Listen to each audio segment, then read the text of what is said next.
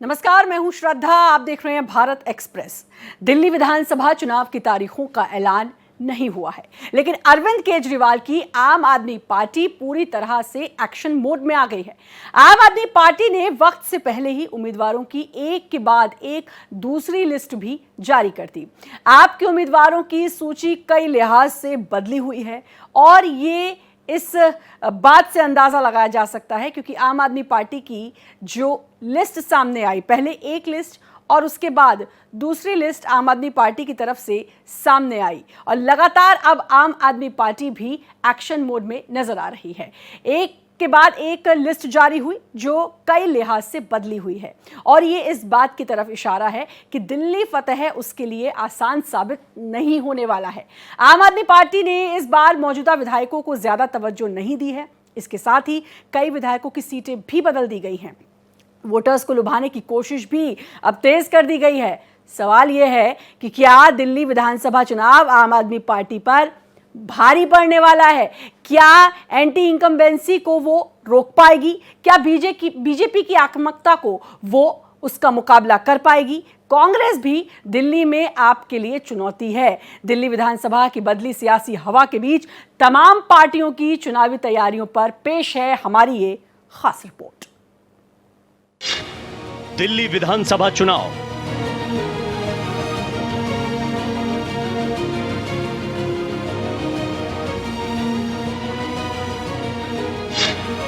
आपका चुनावी विज्ञान।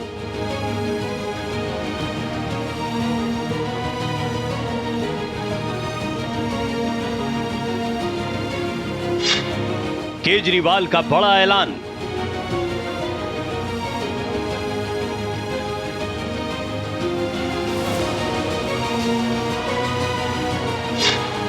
बीजेपी की तैयार रणनीति।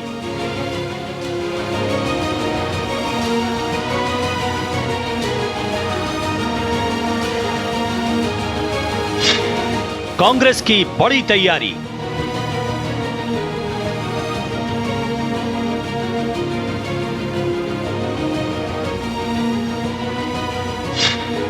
दिल्ली का सियासी घमासान।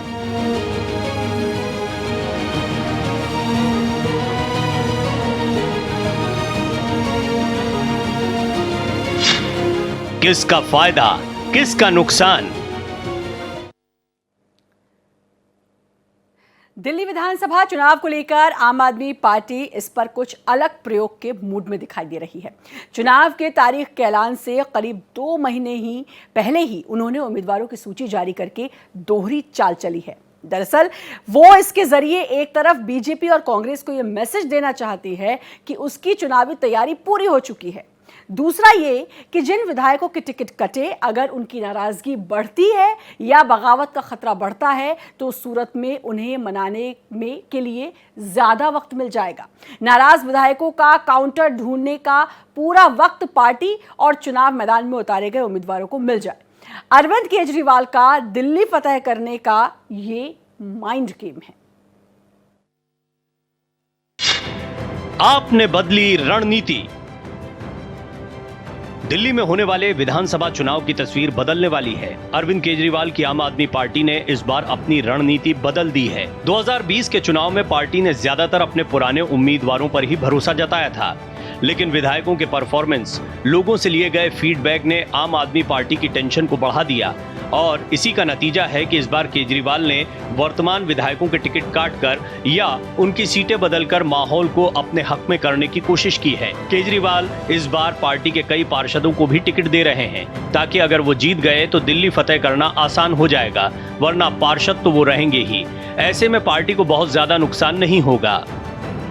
दिल्ली विधानसभा चुनाव को लेकर आपकी बदली रणनीति की अगर हम बात करें तो ये कहीं न कहीं कह सकते हैं कि मोटे तौर पर जो पिछले दिनों कुछ आपकी सरकार, अरविंद केजरीवाल, मनीष सिसोदिया, संजय सिंह सहित पूरी पार्टी के साथ जो घमासान मचा हुआ था, उसको लेकर के एक मतलब कहीं ना कहीं मुझे लगता है कि इन सारी गतिविधियों को लेकर के और दिल्ली में होने वाले काम को लेकर के, विकास को लेकर के और आम आदमी पार्टी पर उठने वाले सवालों को लेकर के निश्चित तौर पर एक रणनीति लेकर के सामने आई है आम आदमी पार्टी, जो कहीं ना कहीं मुझे लगता है कि असरदार साबित हो सकती है।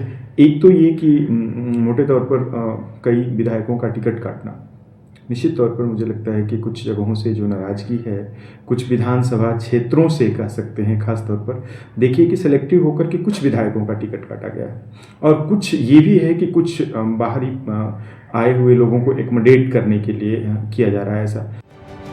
आम आदमी पार्टी अब तक 31 सीटों पर अपने उम्मीदवार घोषित कर चुकी है। इनमें से 8 सीटें तो ऐसी हैं जिन पर पिछली बार बीजेपी ने जीत हासिल की थी। वहीं 3 सीटें ऐसी हैं जहां मौजूदा विधायकों ने आम आदमी पार्टी का साथ छोड़कर बीजेपी ज्वाइन कर ली थी।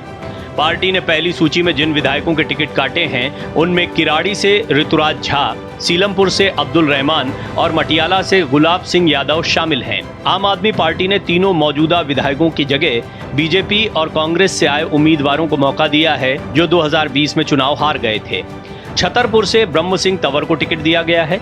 अनिल झा को किराड़ी से उम्मीदवार बनाया गया है। विश्वासनगर से पार्टी ने दीपक सिंगला पर भरोसा जताया है। रोहतास नगर से सरिता सिंह को एक बार फिर से मौका दिया गया है। लक्ष्मी नगर से बीबी त्यागी को चुनाव में उतारा गया है। त्यागी हाल ही में आप में शामिल हुए हैं। पिछले चुनाव में पार्टी को लक्ष्मी नगर में हार का सामना करना पड़ा था। बदरपुर से राम सिंह पर भरोसा जताया गया है। सीलमपुर में मौजूदा विधायक का टिकट काटकर जुबेर चौधरी को उतारा गया है। सीमापुरी से पार्टी ने कांग्रेस से आए वीर सिंह घिंगान को मौका दिया है। गोंडा से गौरव शर्मा चुनाव लड़ेंगे तो करावल नगर से मनोज त्यागी को उम्मीदवार बनाया गया है। मटियाला से पार्टी ने मौजूदा विधायक गुलाब सिंह की जगह कांग्रेस से आए सोमेश शौकीन को उम्मीदवार बनाया है। महाराष्ट्र विधानसभा चुनाव के नतीजे के बाद दिल्ली विधानसभा चुनाव पे सबकी नज़र है और इस बार दिल्ली के चुनाव में राजनीति के कुछ नए रंग भी देखने को मिलेंगे और कुछ नए गणित भी सामने आ सकते हैं। लिहाजा कुछ सवाल जो लोगों की जहन में अभी से हैं, एक तो ये कि चुनाव से ऐन पहले जिस तरह आम आदमी पार्टी ने अपनी चुनावी रणनीति बदली है, वो कितना गेम चेंजर साबित होगा, कितना आपके पक्ष में जाएगा, ये देखने वाली बात होगी। बड़ी बात यह है कि कुछ महीने पहले से और अब के बीच में आपकी राजनीति इस मामले में बदल गई है या मजबूत हुई है कि केजरीवाल और उनके साथी सिसोदिया अब जेल में नहीं है। दिल्ली विधानसभा चुनाव अरविंद केजरीवाल के लिए लिटमस टेस्ट की तरह है। वो किसी भी सूरत में कोई रिस्क लेने के मूड में नहीं है, लिहाजा टफ और फंसी हुई माने जाने वाली सीटों पर उम्मीदवारों को बदलने के साथ ही सीटों को भी बदला गया है। संभावित जीतने वाले उम्मीदवारों को चुनावी मैदान में उतारने के साथ ही उन विधायकों के सीट बदले गए हैं जो अरविंद केजरीवाल के भरोसेमंद थे। इसमें दिल्ली के पूर्व डिप्टी सीएम मनीष सिसोदिया भी शामिल हैं। तमाम तरह के आरोपों से घिरे रहने वाले मनीष सिसोदिया को सेफ सीट दी गई है। वहीं उनकी जगह पटपड़गंज में पार्टी में हाल ही में शामिल हुए अवध ओझा को उम्मीदवार बनाया गया है। यह आम आदमी पार्टी की एंटी इनकम्बेंसी की चुनौतियों से निपटने की रणनीति है। एंटी इनकम्बेंसी की चुनौती। दिल्ली विधानसभा चुनाव के लिए आम आदमी पार्टी ने 20 उम्मीदवारों की जारी दूसरी लिस्ट से यह साफ किया है कि आप इस बार कोई जोखिम लेने के मूड में नहीं हैं। दूसरी सूची में केवल 3 पुराने चेहरों को ही जगह मिली है। इनमें मनीष सिसोदिया और राखी बिड़ला मौजूदा विधायक हैं। पटपड़गंज विधानसभा सीट से अवध ओझा को चुनाव मैदान में उतारा गया है। ऑनलाइन टीचिंग देने वाले अवध ओझा ने हाल ही में आम आदमी पार्टी ज्वाइन की थी। अवध ओझा की राजनीति में दिल्ली चुनाव से एंट्री होने जा रही है। इस सीट से पहले मनीष सिसोदिया ने चुनाव लड़ा था। पटपड़गंज सीट से पिछले विधानसभा चुनाव में मनीष सिसोदिया काफी कम वोटों के अंतर से बीजेपी के रवि नेगी से जीते थे। मनीष सिसोदिया को इस बार दक्षिण दिल्ली की जंगपुरा विधानसभा सीट से टिकट दिया गया है। सिसोदिया के बाद खुद अरविंद केजरीवाल भी नई दिल्ली के बजाय किसी दूसरी ज्यादा सेफ सीट से चुनाव मैदान में उतर सकते हैं। एक बात तो तय है कि आम आदमी पार्टी के लिए इस विधानसभा चुनाव में चुनौतियां बड़ी होंगी। कारण कई हैं। एक तो शराब घोटाले को लेकर मुख्यमंत्री अरविंद केजरीवाल समेत उसकी पार्टी के बहुत सारे बड़े नेता गिरफ्तार हुए, जेल गए और काफ़ी बदनामी हुई पार्टी की। दूसरा, जो एक एंटी इनकम्बेंसी होता है 10 साल का, वो एंटी इनकम्बेंसी का भी वातावरण है।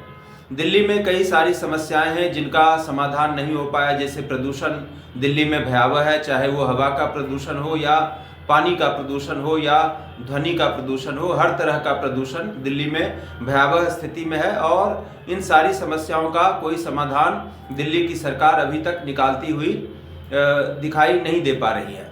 इसके अलावा और भी कई सारे विवाद हैं, जैसे शीश महल का विवाद है जिस पर बीजेपी बहुत आक्रामक रहती है। तो अरविंद केजरीवाल जो कहते थे गाड़ी नहीं लेंगे, बंगला नहीं लेंगे, एक दिन पता चलता है कि वो शीश महल बनवा रहे हैं अपने रहने के लिए। तो ये कई सारी चीज़ें हैं जिनके कारण दिल्ली में एक आम आदमी पार्टी के खिलाफ देखिए माहौल तो है। 10 साल की एंटी इनकम्बेंसी अपने आप में एक बहुत बड़ी चीज़ होती है। पार्टी की ओर से जारी सूची के मुताबिक राखी बिड़ला अपनी वर्तमान सीट मंगोलपुरी की जगह मादीपुर सीट से चुनाव लड़ेंगी। आदिल अहमद खान को मुस्तफाबाद, सुरेंद्र पाल सिंह बिट्टू को तिमारपुर और जितेंद्र शंटी को शाहदरा से प्रत्याशी बनाया गया है। आप के वरिष्ठ नेता दिलीप पांडे की टिकट कटने से अन्य विधायकों की चिंता बढ़ गई है। 31 में से 16 विधायकों की टिकट कट जाने के बाद बचे हुए आप के विधायकों में बेचैनी है।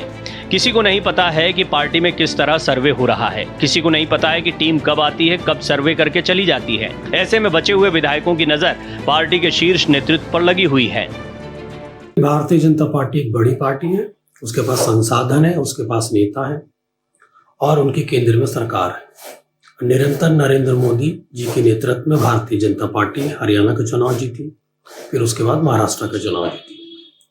लेकिन जब बात रणनीति की आती है तो केजरीवाल को भी दिल्ली के अंदर कमतर नहीं आंकना चाहिए। ये केजरीवाल जी की समझबूझी थी कि उन्होंने भारतीय जनता पार्टी के आक्रमण को और प्रभाव को इस्तीफा देकर जिस दिन आतिशी को एक महिला मुख्यमंत्री के रूप में प्रोजेक्ट किया था, उससे उनकी रणनीति और उनकी बानगी साफ हो गई थी कि वो आने वाले दिनों में क्या करने जा रहे हैं। उसके बाद अरविंद केजरीवाल ने जिस तरह से 2024 के लोकसभा चुनाव में जेल से बाहर आकर आक्रमण किया भारतीय जनता पार्टी पर, योगी वर्सेस अमित शाह कराने की कोशिश की, वो भी उनकी रणनीति की एक बानगी देखने को मिली। पटपड़गंज विधानसभा पर अगर हम देखें तो अवध ओझा जी को कैंडिडेट बनाया गया है और मनीष सिसोदिया जी की सीट बदल दी गई। तो हम कह सकते हैं कि लंबे समय तक मनीष सिसोदिया क्षेत्र से बाहर थे, मान लीजिए जेल में थे। तो कहीं ना कहीं हो सकता है कि उस पटपड़गंज विधानसभा में कोई नाराजगी रही हो लोगों की, एक तथाकथित तौर पर जो अपने जनप्रतिनिधि से उम्मीद रही है, उन उम्मीदों पर हो सकता है कि खरा उतरते नहीं साबित हो रहे हों। बड़े नेता हैं, मुख्यमंत्री हैं, 2 नंबर के नेता माने जाते हैं आम आदमी पार्टी के। तो ये टिकट का उनकी सीट बदल करके ये आम आदमी पार्टी ने साफ संकेत दिया है कि वो विधानसभा चुनाव में जब अकेले चुनाव लड़ने जा रही है, चूँकि लोकसभा चुनाव में कांग्रेस के साथ गठबंधन करके उन्होंने चुनाव लड़ा और मुझे लगता है कि मोटे तौर पर कोई बहुत विशेष फायदा नहीं हुआ। वोट प्रतिशत भी बहुत ज़्यादा बढ़ता हुआ नज़र नहीं आया, क्योंकि अव्वल तो होना ये चाहिए था कि कांग्रेस के साथ अगर गठबंधन करके आ रही थी आम आदमी पार्टी तो न सही सीट नहीं जीतती, लेकिन प्रतिशत में वोट प्रतिशत में शेयर जो है बढ़ना चाहिए था। चुनावी रणनीति बनाने और नतीजों को अपने हक में करने में बीजेपी का कोई मुकाबला नहीं है। अलग अलग चुनावों में बीजेपी से साबित करती रही है। महाराष्ट्र विधानसभा में बड़ी जीत मिलने से उसका हौसला बुलंद है। दिल्ली में बड़ी जीत हासिल करना अब बीजेपी का लक्ष्य है। दिल्ली विधानसभा चुनाव को लेकर बीजेपी माहौल बनाने में जुट गई है और अपनी रणनीति के हिसाब से वोटर्स पर फोकस कर रही है। बीजेपी दिल्ली की आधी आबादी को अपने पक्ष में करने के लिए जल्द ही महिला केंद्रित योजनाओं का ऐलान करने वाली है। बीजेपी की बड़ी तैयारी। हरियाणा में चुनावी जीत के समीकरण को बदलने और महाराष्ट्र में बड़ी जीत हासिल करने के बाद बीजेपी के हौसले बुलंद हैं। अब उसकी नजर दिल्ली विधानसभा चुनाव पर है। दिल्ली विधानसभा चुनाव को लेकर बीजेपी ने बड़ी रणनीति तैयार की है। पार्टी सर्वे के मुताबिक बीजेपी 50% से ज्यादा वोट शेयर के साथ दिल्ली के लोगों का दिल आसानी से जीत सकती है। 2020 के विधानसभा चुनाव में 38% से ज्यादा वोट शेयर हासिल करने वाली बीजेपी लोकसभा चुनाव में दिल्ली में 50% का आंकड़ा पार कर चुकी है। आम आदमी पार्टी को दिल्ली विधानसभा चुनाव में 40% से ज्यादा वोट शेयर मिलता रहा है, लेकिन अब पिछले एमसीडी चुनाव से ये पैटर्न बदल गया है। ये महज इत्तेफाक नहीं कि आम आदमी पार्टी ने इस बार विधानसभा चुनाव को लेकर अपनी रणनीति बदली है और बीजेपी की तरह एंटी इनकम्बेंसी को रोकने के लिए अपने विधायकों के टिकट काटे हैं। हालिया विधानसभा चुनाव में बीजेपी की चुनावी रणनीति कामयाब रही है और इसमें विरोधी दलों पर उसकी आक्रामकता का अहम रोल रहा है। बीजेपी दिल्ली विधानसभा चुनाव में भी उस पर अमल करने वाली है। दिल्ली में आप सरकार के खिलाफ सत्ता विरोधी लहर पर बीजेपी फोकस करने वाली है। बीजेपी इसे केजरीवाल बनाम बीजेपी की लड़ाई बनाने के बजाय आप सरकार की नाकामियों को सामने लाकर उसके वोट बैंक में सेंध लगाने की कोशिश करेगी। मीनाक्षी लेखी, परवेश वर्मा और रमेश बिधूड़ी जैसे दिग्गज नेता चुनावी मैदान में आपके खिलाफ माहौल तैयार करेंगे और अपनी पारंपरिक महिला केंद्रित पॉलिसी को जमीन पर उतारेंगे। बीजेपी दिल्ली में महिला मतदाताओं को लुभाने के लिए 2 से ज्यादा बड़ी महिला केंद्रित योजनाओं की घोषणा करने का काम कर रही है। इसकी घोषणा दिल्ली विधानसभा चुनाव के ऐलान की घोषणा से ठीक पहले किए जाने की संभावना है। आम आदमी पार्टी ने एंटी इनकम्बेंसी को रोकने के लिए बीजेपी के तरीके को भले ही अपनाया है, लेकिन बीजेपी इस बार आपके कोर वोटर को अपने पाले में करने की रणनीति अपना रही है। चुनाव में महिला वोटर्स बीजेपी की जीत में अहम रोल रहता है और इसलिए बीजेपी इस वोट बैंक को अपने पाले में करना चाहती है।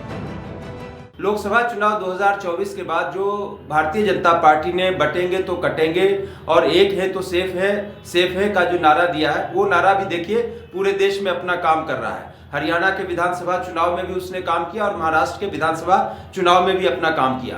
तो इन सारी चीजों के मद्देनजर एक बात तय है कि भारतीय जनता पार्टी के पक्ष में भी वातावरण इस वक्त दिल्ली के अंदर कम नहीं दिखाई देता है, चाहे वो हिंदुत्व के मुद्दे पर होने वाले ध्रुवीकरण के कारण हो या चाहे आम आदमी पार्टी के खिलाफ जो 10 साल की एंटी इनकम्बेंसी है उसके कारण हो, चाहे आम आदमी पार्टी के नेताओं मुख्यमंत्री केजरीवाल समेत बड़े घोटालों में उनके नाम आने के कारण हो, चाहे दिल्ली की बहुत सारी समस्याओं के ठीक से अभी तक हल नहीं हो पाने के कारण हो। तो भारतीय जनता पार्टी के पक्ष में भी ऐसा बिल्कुल नहीं कह सकते हैं कि माहौल नहीं है। 2020 के विधानसभा चुनाव में भी बीजेपी ने 38% से ज्यादा वोट तो लाए ही थे और लोकसभा चुनाव में बीजेपी का वोट प्रतिशत 54% तक रहा था। दिल्ली विधानसभा चुनाव को लेकर इस बार कांग्रेस ने भी अपनी कमर कस ली है। दिल्ली में आप सरकार की नाकामयाबी की लिस्ट तैयार की जा रही है और इसी की बुनियाद पर कांग्रेस उस पर हमले की तैयारी में है। इसके साथ ही आपके कदावर लीडर्स के खिलाफ वो दिल्ली में कांग्रेस के मजबूत लीडर को चुनावी मैदान में उतारने वाली है। दरअसल कांग्रेस आम आदमी पार्टी के लीडर को ज्यादा प्रचार प्रसार करने का मौका नहीं देने की रणनीति अपना रही है। कांग्रेस और आपके वोटर अगर बंटते हैं तो इसका सीधा सीधा फायदा बीजेपी को मिलेगा। कांग्रेस का क्या प्लान? दिल्ली विधानसभा चुनाव को लेकर कांग्रेस भी कमर कस चुकी है। कांग्रेस आप नेताओं को उनके क्षेत्रों में बांधे रखना चाहती है ताकि वो अन्य इलाकों में प्रचार करने के लिए वक्त न निकाल सकें। कांग्रेस इस रणनीति से आपके प्रचार अभियान को कमजोर करने की कोशिश करेगी। इसके लिए कांग्रेस ने अपनी तैयारी पूरी कर ली है। आप प्रमुख अरविंद केजरीवाल समेत उनके तमाम बड़े नेताओं के खिलाफ कद्दावर चेहरों को मैदान में उतारने का फैसला किया गया है। पार्टी के वरिष्ठ नेता संदीप दीक्षित को अरविंद केजरीवाल के खिलाफ उतारा जा सकता है। संदीप दीक्षित के पास दिल्ली के विकास के अनुभव का मजबूत ट्रैक रिकॉर्ड है। वो 10 साल तक पूर्वी दिल्ली से सांसद रहे हैं। वहीं आपकी चर्चित नेता और मुख्यमंत्री आतिशी के खिलाफ महिला कांग्रेस की राष्ट्रीय अध्यक्ष अलका लांबा को मैदान में उतारने पर विचार किया जा रहा है। वो आपसे विधायक भी रह चुकी हैं। फ्री बीज की जो राजनीति अब तक वो करते रहे हैं, उसकी जगह दिल्ली में कानून प्रशासन, कानून व्यवस्था के सवाल को, लोगों के जान माल की जो स्थिति है उसको लेकर उन्होंने एक बड़ा चैंपियन करने की कोशिश की है। इस पूरे सवाल को वो लोगों के बीच बार बार जा रहे हैं जहाँ जहाँ घटनाएं हो रही हैं। अब ये देखने वाली बात होगी कि पिछले 2-3 चुनावों में आप लगातार बिजली पानी की सुविधा को लेकर लोगों के बीच जा रहे थे और इस बार आपने अपना मोर्चा बदल लिया है। दरअसल केजरीवाल ने ये कोशिश इसलिए की है कि जिस भ्रष्टाचार के मुद्दे पे केंद्र और भाजपा की सरकार उसे लगातार घेर रही है, उसमें वो डिफेंसिव होने के बजाय भाजपा को ही काउंटर करना चाह रही है, क्योंकि दिल्ली में कानून व्यवस्था का जिम्मा दिल्ली सरकार के पास नहीं है, वो गृह विभाग के तहत केंद्र सरकार के पास है। हालांकि कांग्रेस लगातार चुनाव हार रही है और इससे उसके हौसले पस्त जरूर हैं, लेकिन वो दिल्ली विधानसभा चुनाव में अपनी नई रणनीति पर अमल करते हुए चुनाव में उतरना चाहती है। कांग्रेस को इस रणनीति को सफल बनाने के लिए बड़े पैमाने पर संगठनात्मक सुधार और जमीनी स्तर पर मेहनत करने की जरूरत होगी। पार्टी का वोट बैंक आपकी तरफ खिसक गया है। कांग्रेस ने दिल्ली चुनाव के लिए पार्टी नेता प्रियव्रत सिंह को वॉर रूम का अध्यक्ष नियुक्त किया है। दिल्ली में लगातार 15 वर्षों तक सत्ता में रहने वाली कांग्रेस ने पिछले 2 विधानसभा चुनाव में खराब प्रदर्शन किया है और एक भी सीट जीतने में असफल रही है। आपको साधने के साथ ही कांग्रेस ने उसके खिलाफ अपने प्रचार अभियान को भी आक्रामक बनाए रखने पर गौर किया है। कांग्रेस और आप में हरियाणा विधानसभा चुनाव के दौरान से दरार बढ़ती जा रही है और इसलिए कांग्रेस अब उसे किसी तरह की रियायत देने के मूड में नहीं है। कांग्रेस और आम आदमी पार्टी के आमने सामने होने से मुकाबला दिलचस्प होना तय है, क्योंकि कांग्रेस और आम आदमी पार्टी के कोर वोटर्स एक ही हैं। वोट बैंक में अगर बिखराव होता है तो दिल्ली की सत्ता का समीकरण पूरी तरह से बदल जाएगा।